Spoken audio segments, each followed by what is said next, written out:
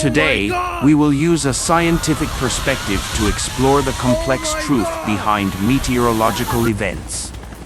According to the latest news from the US Fox News website on February 6th, severe flooding threats expanded to Las Vegas and Phoenix.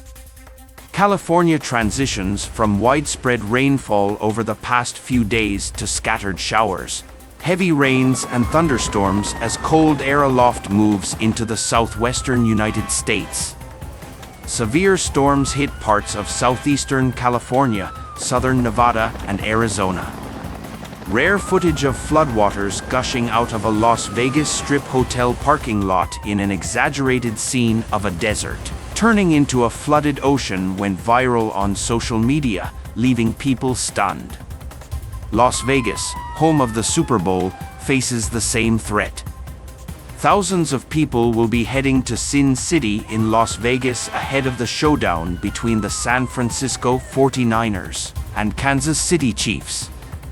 The current severe Pacific weather system continues to bring heavy rain and snow to Nevada this week. Thank you for liking, leaving comments, subscribing and turning on the little bell. We will update every day. The Los Angeles Fire Department said it had received 130 reports of floods, 49 landslides, and multiple building fires, and had mobilized a total of 1,000 firefighters from other counties for rescue operations. A 41-year-old man was crushed by a fallen tree in the backyard of his home and was sent to the hospital where he died. Los Angeles declared a state of emergency, opened emergency shelters, and urged residents to comply with evacuation orders. More than 160 millimeters of rain fell in the local area in the past 24 hours. Cars and people were swept away by floods. Near Mount Hollywood, the flood belts were filled with mud and rocks. The block damaged many houses, and the firefighters rescued 16 people. Heavy rainfall in Southern California has caused flooding and mudslides. As 307 mudslides were reported, causing very serious impact and damage. With multiple buildings damaged and numerous high-water rescues underway, Los Angeles declared a local state of emergency. Flood monitoring is ongoing in California's Mojave Desert, including Death Valley, and in the northwest deserts of northern Arizona. The flood watch extends eastward into south-central Arizona, including the Phoenix area. The National Oceanic and Atmospheric Administration's Weather Prediction Center said rainfall amounts could range from 1 to 2 inches in floodwatch areas, with up to 3 inches in mountainous areas. A staggering 0.37 inches of rain fell at Harry Reid International Airport in Las Vegas, setting a single-day rainfall record. In addition, a severe avalanche occurred northwest of Las Vegas. As cold air aloft moves into the southwestern United States, California's precipitation changes from widespread rain over the past few days to heavy downpours and thunderstorms. These storms pose a serious risk of damage and life-threatening flooding. Additionally, there is enough instability and rotation in the atmosphere to give these storms a serious tornado threat. In recent years, severe storms and severe floods have occurred frequently in many regions around the world, posing a huge threat to the life and property safety of local residents. The reasons for the unusually frequent occurrence of storm floods this year are complex, including the impact of climate change and the natural climate characteristics of various regions. Specifically, there are several aspects that are the main reasons for the frequent occurrence of storms and floods around the world this year. First, global warming leads to an increase in climate extreme events. As greenhouse gas emissions increase, global temperatures continue to rise, and the frequency and intensity of tropical cyclones, heavy rains, and floods in various regions are also increasing. High temperatures will increase water vapor in the atmosphere, creating conditions for heavy rainfall and giving hurricanes more energy. In the first half of this year, global land and ocean surface temperatures have increased abnormally. Global temperatures have increased by nearly 1.2 degrees Celsius compared with pre-industrial levels. This has provided favorable conditions for the occurrence of extreme weather events in various places. Secondly, the background climate feature is that storm-prone areas are extremely active this year. For example, the North Atlantic, Northeast Pacific, and South China Sea are already storm-prone areas. This year, hurricanes in these areas are more numerous and more intense. The Caribbean, Gulf of Mexico, Philippine Sea, and other places have fixed hurricane seasons every year, and this year the number of storms in these areas during the hurricane season has increased abnormally. This is related to changes in background climate factors such as the increase in local ocean heat content and the air pressure configuration that is conducive to the development of storms. At the same time, it is also affected by specific interdecadal oscillations. For example, we are currently in the hot stage of the El Niño event, which will increase sea temperatures in the equatorial Pacific and strengthen convection, which will in turn affect global circulation and stimulate the occurrence of extreme weather in various places. The Indian Ocean dipole phenomenon may also add fuel to the fire and enhance this year's El Niño effect, making its impact on the global weather system more significant. Interdecadal oscillations have a deterministic impact on the weather in certain years, and this year is in a sensitive period for such oscillations. More importantly, the impact of changes in local weather systems. For example, the Western Pacific subtropical high is abnormally strong and westward, causing southern China to continue to be hit by typhoons. The intensity of the quasi-steady low-pressure belt in eastern Africa has increased, bringing more water vapor to Asia and affecting the monsoon trough. The monsoon low pressure in the Indian Ocean is also extremely active, bringing abundant rainfall to the Indian Peninsula and Southeast Asia. So some storms and floods are also caused by changes in regional weather systems. What cannot be ignored is the impact of human activities. Urbanization increases surface runoff and flood risk. Deforestation destroys the regulating ability of ecosystems. Overuse of land reduces the soil's water-holding capacity. In addition, large amounts of soot and debris produced by volcanic eruptions and forest fires can also affect the climate and induce abnormal weather. Human activities have become one of the important factors affecting extreme weather events. In recent years, flood disasters have occurred frequently around the world. First, under the influence of the summer monsoon, heavy rainfall in the mountainous areas of northwestern India and Pakistan causes frequent flash floods and mudslides. In low-lying areas in the southeast, flooding causes serious losses during the monsoon season. Secondly, in the Mediterranean region of Europe, the frequency of heavy rains and flash floods has increased in the Mediterranean region in recent years, with more serious flood events occurring in northern Italy, southern France, eastern Spain, and other places. The multiple impacts of insufficient water storage in medium and large reservoirs in Europe and the increased risk of landslides have significantly increased flood risks in the region. What is even more serious is the Middle East and North Africa. Low-lying towns and agricultural areas in Iran, Turkey, Yemen, Sudan, and other countries frequently encounter floods, and the historical flood records in some cities continue to be exceeded. One area that cannot be ignored is North America. The southern region of the United States has suffered numerous hurricanes, heavy rains, and floods that have broken historical flood records in the past decade. Severe flooding in central and southern Mexico is also becoming increasingly serious. At the same time, water levels in the African Great Lakes and their downstream areas fluctuated significantly, causing widespread flooding in Rwanda, Burundi, Uganda, and other countries. Floods in some tributaries of the Nile Basin also tend to increase in intensity during the dry season. These flooding events pose a serious threat to food security in East Africa.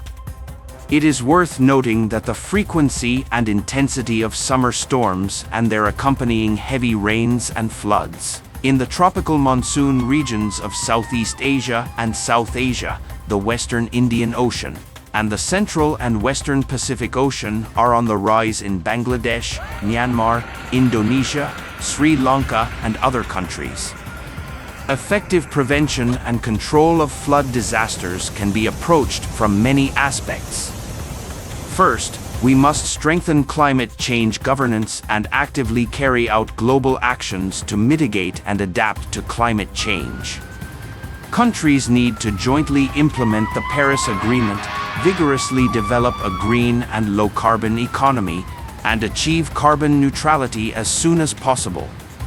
At the same time, investment in adaptability will be increased, especially in strengthening the construction of early warning systems and improving meteorological warning and forecasting capabilities. Secondly, optimize urban planning and improve the city's ability to resist floods.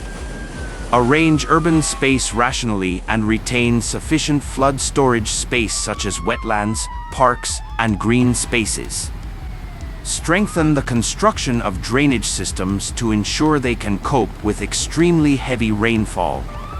Adopt permeable paving, green roofs, rainwater collection and utilization, and other measures to increase the city's own flood storage capacity. At the same time, we will increase investment in water conservancy and hydropower infrastructure and improve the flood control engineering system. This includes the construction of main projects such as reservoirs, embankments, and flood control areas, as well as auxiliary projects such as river management, reclamation, and embankment retreat. It is also necessary to establish and improve flood control material reserves and emergency plan systems to improve the resilience of flood prevention and disaster reduction. More importantly, the hydrological regulation function of the natural ecosystem is restored. Vigorously promote the protection of natural forests, restore degraded wetlands, and plant trees.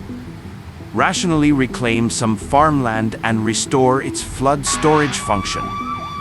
Use natural means to enhance the comprehensive regulation and storage capacity of the river basin. What should not be ignored is to improve public awareness of disaster prevention and popularize disaster prevention knowledge. Through publicity, education, exercises, and analogies, the public can understand flood prevention measures and master basic self-rescue common sense. At the same time, we will strengthen community emergency management capacity building. At the same time, establish a complete risk assessment and monitoring and early warning system. Use new technologies to carry out real-time flood forecasts and identify risks and hazards in prone areas in advance. Establish a flood risk assessment system and identify key prevention areas. It is worth mentioning that international cooperation should be strengthened and flood control experience exchanges carried out on a global scale. Developed countries should provide flood control technology and financial assistance to less developed countries. Agencies such as the United Nations should also play a coordinating role. On the other hand, market mechanisms such as insurance should be actively used. Through government subsidies and corporate participation, Insurance is purchased for residents and properties that may be affected by floods. This can effectively spread risks and reduce economic losses caused by floods. More importantly, establish a complete post-disaster recovery and reconstruction mechanism. Governments and humanitarian aid organizations should establish long-term mechanisms. Once a flood disaster occurs, rescue operations can be carried out quickly and reconstruction work can be organized as soon as possible after the disaster. One point that cannot be ignored is to increase scientific and technological innovation. Actively carry out research on flood formation mechanisms, hydrology and water resources, and new technologies for flood prevention and disaster reduction. Actively transform cutting-edge scientific and technological achievements into real productivity. In fact, countries around the world have accumulated a lot of valuable experience in dealing with floods, which is worth learning from. First of all, developed countries and regions have made great achievements in engineering flood control. For example, the Netherlands has successfully resisted flooding by using a series of sluice and berm systems. Japan relies on many artificial reservoirs to regulate flood peaks. These countries have also continued to increase their efforts in upgrading water conservancy facilities. Some European and American countries have also been relatively successful in preventing and controlling floods through non-engineering measures. For example, the land use planning along the Mississippi River in the United States and the non-engineering comprehensive management measures in the Thames River Basin in the United Kingdom. These practices provide a model for other countries. Secondly, the application of intelligent monitoring and early warning systems in developed countries is also more advanced. Such systems can predict possible flooding days or even weeks in advance. Combined with transfer hedging and disaster preparedness plans, the loss of life and property can be significantly reduced. Some developed countries have also formed relatively complete water conservancy and hydropower data statistics systems. Relevant government departments can make full use of these data to carry out hydrological analysis and provide support for water conservancy planning. At the same time, data sharing is also beneficial to the academic community in conducting flood control research. At the same time, in addition to government-led flood prevention and control, the insurance and reinsurance industries in some countries are also relatively developed. Through the combination of government subsidies and commercial mechanisms, the economic losses that may be caused by floods can be better dispersed.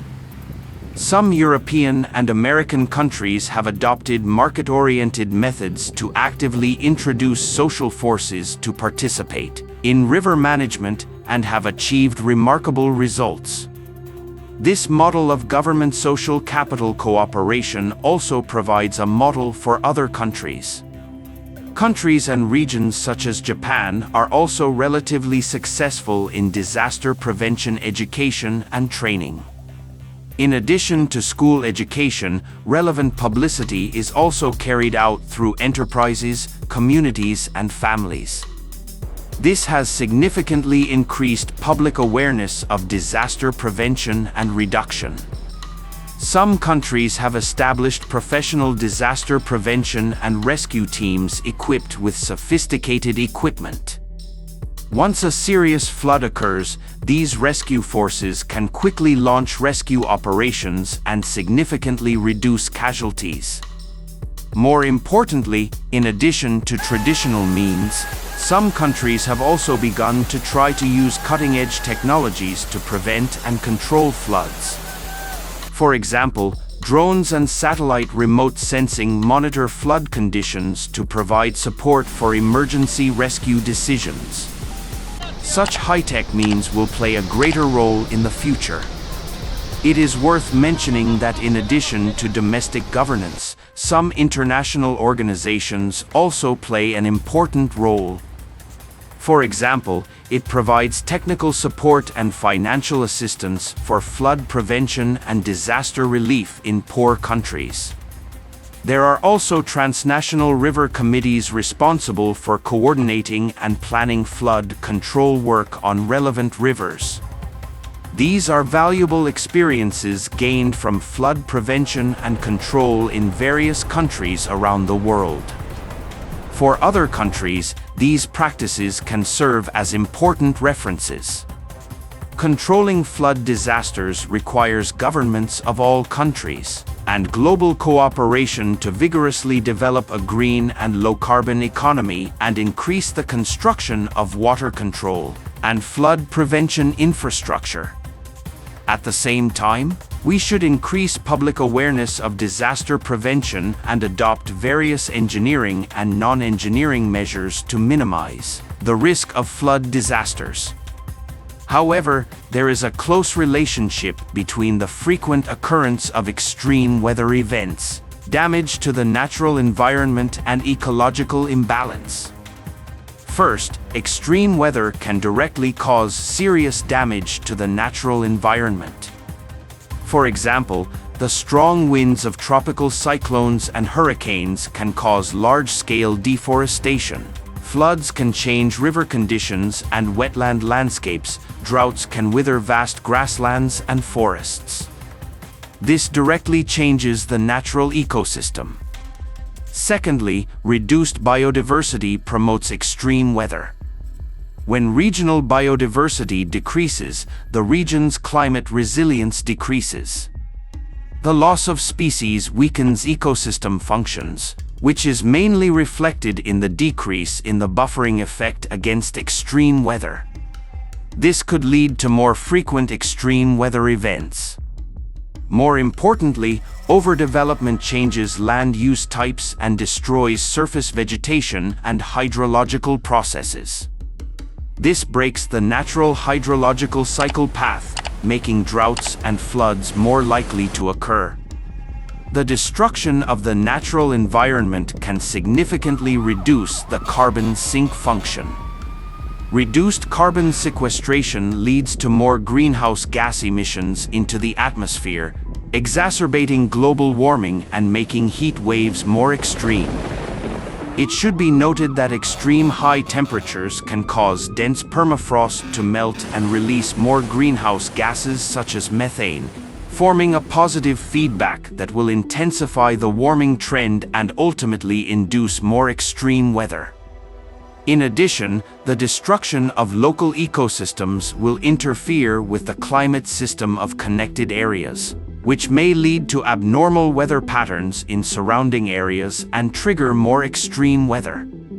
Therefore, there is a mutually exciting relationship between the destruction of the natural environment and the increase in extreme weather. We must protect natural ecosystems and keep them resilient to combat the increase in extreme weather caused by climate change.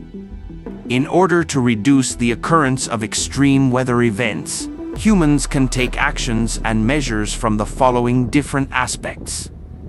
First of all, greenhouse gas emissions should be significantly reduced, and strengthening emissions reductions is the fundamental measure to deal with extreme weather. We need to accelerate the transformation of the energy structure, significantly reduce the use of fossil fuels, and develop clean renewable energy to curb climate warming. Secondly, we must protect and restore ecosystems. An important way to deal with climate change is to protect and restore natural ecosystems and improve their buffering capacity against extreme weather. Protecting wetlands, for example, can mitigate the effects of flooding. Only by attaching great importance to and taking multi-pronged responses to the extreme weather threats brought about by climate change can we ensure the long-term safe and stable development of human society. Action is urgent. Thank you for liking, leaving a message, subscribing and turning on the little bell. We will update the latest news from around the world every day. Continue to use a scientific perspective to explore the complex truth behind meteorological events.